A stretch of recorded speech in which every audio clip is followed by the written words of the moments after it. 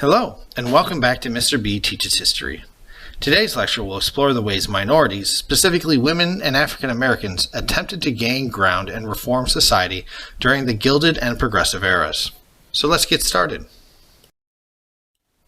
Progressives largely ignored racial equality as part of the larger movement, but African American leaders actively fought against racial segregation established by the Plessy v. Ferguson case of 1896 and lynching of black people by racist mobs. Two African American leaders stepped up to alleviate poverty and discrimination, but they had very different approaches. Booker T. Washington, a former slave, led the Tuskegee Institute in Alabama and argued that black youth needed education and economic progress. By securing a secure economic base, African Americans could then realize their goals of political and social equality. W.E.B. Du Bois came from a free family in the North and graduated from Harvard with a doctorate. He disagreed with Washington that political and social rights and equality were necessary for economic independence. Their two approaches framed the debate for African American civil rights throughout the 20th century.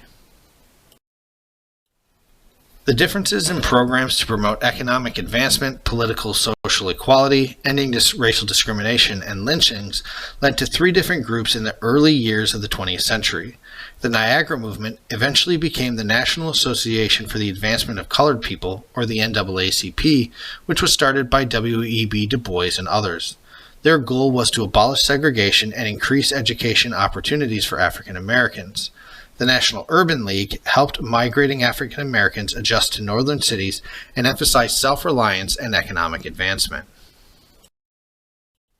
New women took up the banner of women's rights in the start of the 20th century, but they took different approaches to secure their rights, including specifically the right to vote. The National American Women's Suffrage Association worked to earn women the right to vote at the state level, with many Western states granting them the right in at least state and local elections. The National Women's Party picketed, protested, paraded, and led hunger strikes to win the support of Congress for an amendment to the Constitution. Due to the dedicated effort of these women, during World War I, 2/3 of Congress supported a women's suffrage amendment in 1919. By the next year, the 3/4 of the state ratified the 19th Amendment. Another key issue of women's rights in this area is that of birth control education among the poor. Margaret Sanger created Planned Parenthood to provide contraception for women, but especially did it to prevent the poor, immigrant, and African Americans from continuing to have children.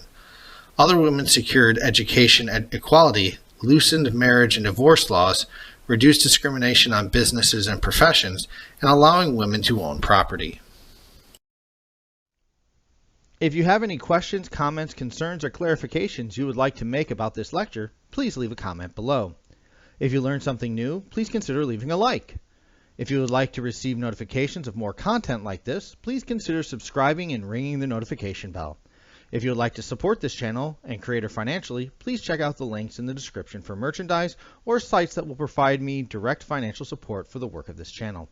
Thank you for your time and have a great day. Class dismissed.